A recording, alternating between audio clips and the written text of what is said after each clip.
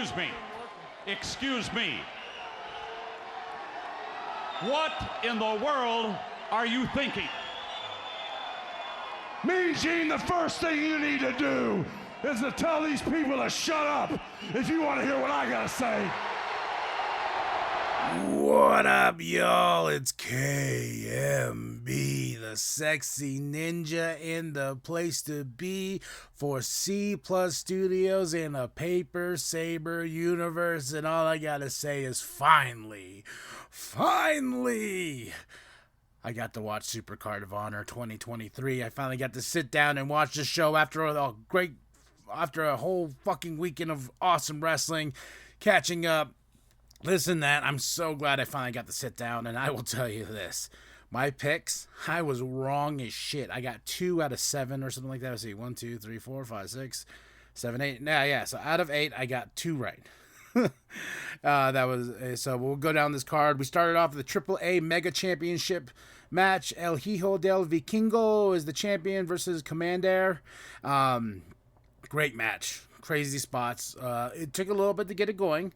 But there's this crazy spot where Commander walks the rope and goes to Vikingo, and I was like, oh man, and there's this pure lucha fashion of just back and forth. I had a hell of a good time, and like I said, it took a minute for them to get the rhythm going. Like, there's really some cool spots, and lucha wrestling's very different. Like, I've watched AAA plenty of times, and it's a very different style down there that you got to get used to, So, but this match, man, I had a hell of a good time. This whole pay-per-view was a hell of a good time. That's why I'm finally glad I got to sit down and watch it. Now we go into the 6-man Ring of Honor Championship match. The Embassy. Vikingo for the win. Didn't lose that AAA Mega Championship. He's not losing it anytime soon. That dude is money. And we got to keep that championship on him, and hopefully we can get some more championships on him. And he comes up to AEW, and he's a megastar in my eyes. Vikingo is pure, like, that's the dude, and I can't wait to see how advanced his career goes, and I'm all for a Vikingo. I need a Vikingo shirt. I was trying to look. I couldn't find one. I was just like, I need this dude's face on my chest so I can show my appreciation and love. All right, now up next, the 6-man Ring of Honor Championship. The Embassy versus AR Fox, Blake Christian, Metalik. I was totally wrong about this. Embassy's with Prince Nana. The Embassy won. They're keeping those championships on them. Fun match. The Embassy is really growing me as this trios champion. As this 3-man team. They're vicious. Of course, we got some great spots with AR Fox. Blake Christian, he's just one of those dudes where you see him, you're like, okay, what's this kid gonna do? Then you see what the kid does, you're like, oh shit, Blake Christian, all heart indeed. Metalik as well. This was a fun match. I honestly feel like AR Fox, Blake Christian, Metalik should have won, but that's just me. But I was wrong, so what do I know, right? We had Athena for the Women's Ring of Honor Championship. Everybody got new, updated championships. They look nice, crisp, and clean. I know Claudio showed off his on the last Thursday's Ring of Honor. Athena got a new championship, and it's beautiful. The only one I didn't see get an upgrade was it Athena's? Yeah, Athena's got upgraded, right?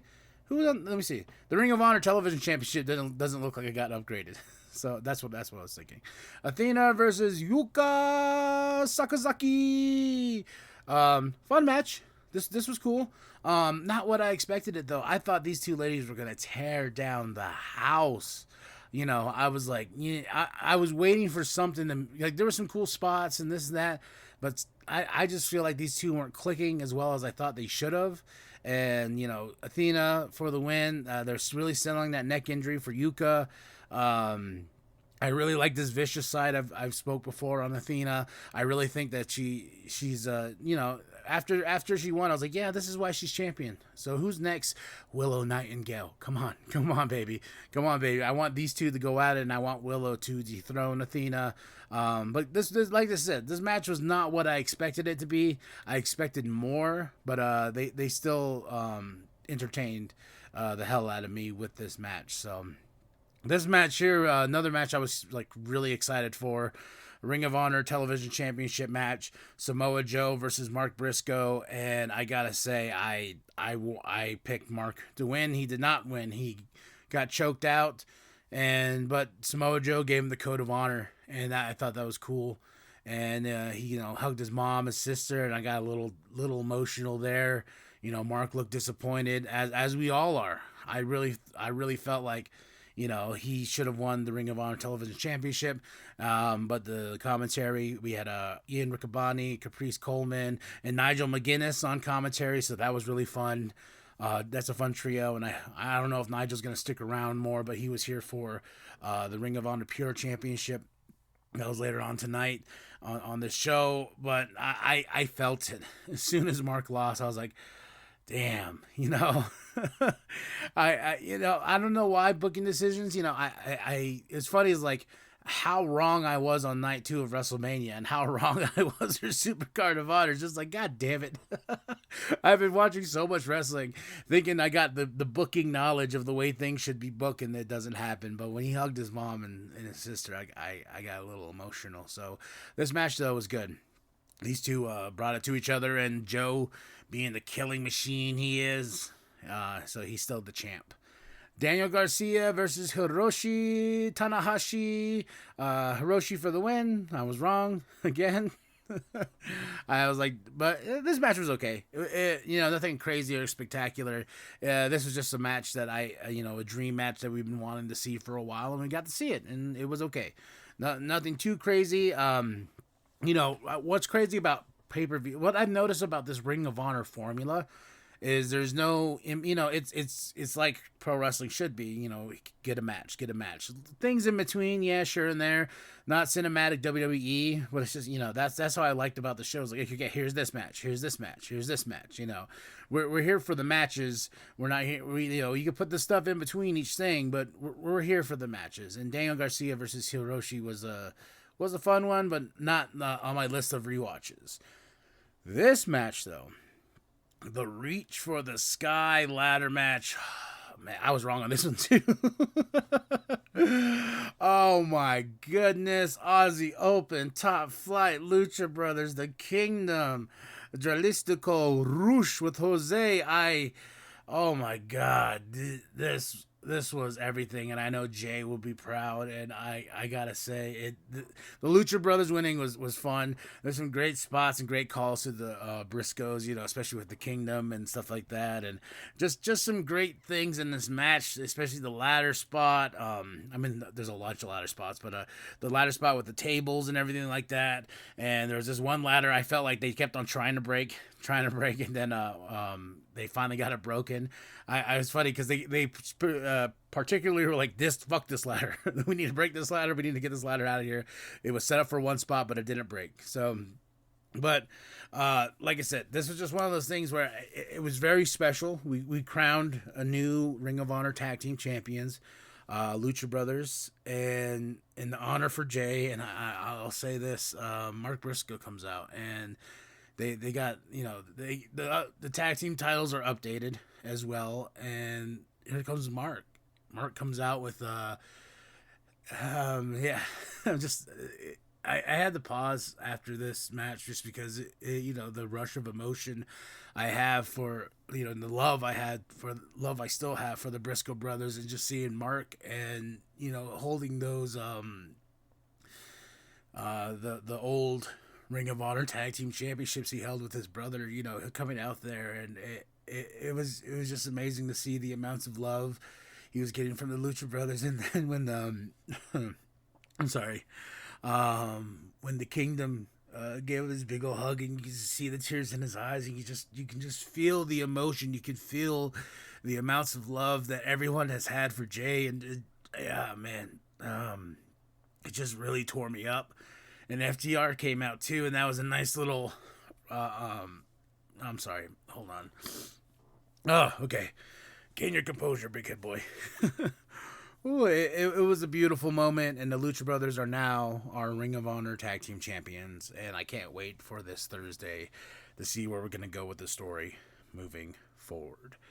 All right, now the Ring of Honor Pure Championship match. Wheeler Yuta versus Katsuyori Shibata. I was wrong about this one too. Wheeler Yuta, he came out with John Moxley. I was like, whoa, Moxley's here, huh? Okay. But Wheeler Yuta brought it as best he could. This match was okay. The wrestler out wrestled Wheeler Yuta and took that championship away. And now Shibata is the new Ring of Honor Pure Champion. The judges on deck were Pat Buck, Madison Rayne, and Christopher Daniels. And Wheeler Yuta showed no honor whatsoever. And it definitely was something I was just like, you son of a bitch. So where are we gonna go with this? What's Katsuyori Shibata's first opponent? Do we get a rematch between Wheeler Yuta and Shibata? Like this match was cool. This match was really, really cool, and I want to see more, especially with the wrestler being here. And I love Shibata's look. I love that towel around his neck. I was like, I need that towel. I need that towel just to walk around my work and be like, yeah, don't mess with me, bitch. I got this awesome towel on that says the wrestler. It's Katsuyori Shibata. Like, who the hell's that? It's your mama, bitch. Now this one. Not what I expected. Wrong again. Claudio versus Eddie Kingston. This match was fun. A lot of great spots. The ending was a little weird though, because it was really quick roll up type deal.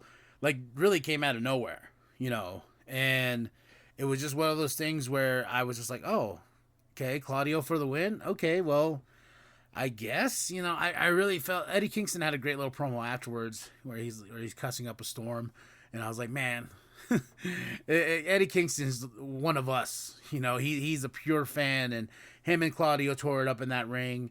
But Wheeler Yuta comes out, Claudio and Wheeler, they're surrounding Eddie. Then Shibata comes out, and Shibata stands with Eddie. So maybe we're gonna get a tag team championship this Thursday. I haven't looked at anything. I have avoided every fucking spoiler I could for this pay-per-view, just because I've been trying all weekend to watch it.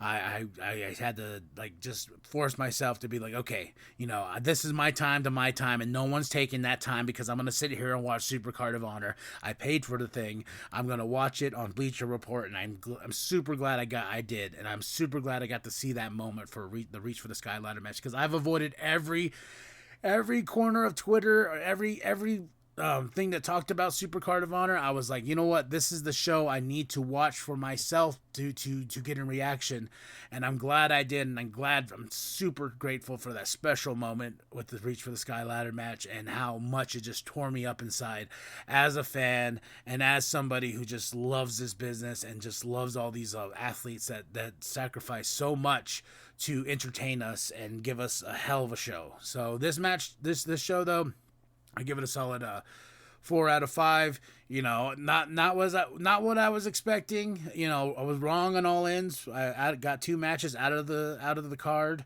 but overall, I had a good time. I had fun. This is why I love Ring of Honor. This is why I'm here, and I will adhere to the Code of Honor with you. So let's shake hands. Put out your hand. Me and you are shaking hands right now. Code of Honor style. Supercard of Honor 2023 in the bag. Now we move forward. What's the next chapter? What's the next story? Let's get it going, brother. Okay? Now, tell me what you thought of the show. Did you watch it? Did you like it? Did you enjoy it? Did you get emotional? Did you become an emotional bitch like me, getting teared up right here? And I think my tears are on my notes right here, especially during that part. I was just like, ugh. So tell me what you thought of the show. Go get yourself some merch from our TeePublic store. We got that New World Podcast logo. I'm currently working on trying to get a pro wrestling tees store so we can have a just New World Podcast wrestling merch there. So I'm working on that. So hopefully stay tuned. Also, go check out Big Daddy Forever's podcast. He's still grinding out there. Nothing but love, nothing but respect to Big Daddy. Shout out to Pinta X for the logo. Shout out to Katie for our mascot, the True Sexy Ninja. Shout out to everybody that's been rocking with us here at C Plus Studios in a Paper Saber universe.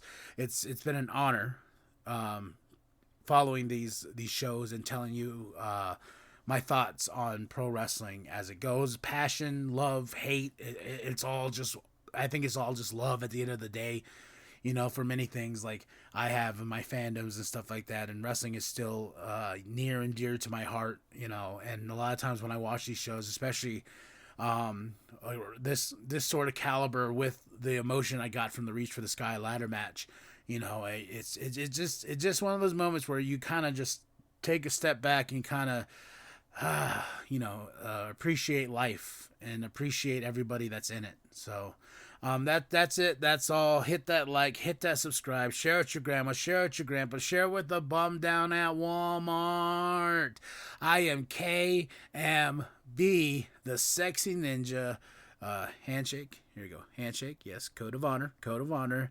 And remember, the New World Podcast is for life, brother. Are we still on pay-per-view? Are we, Paul? 1 minute. Fuck, shit, motherfucker, I don't care.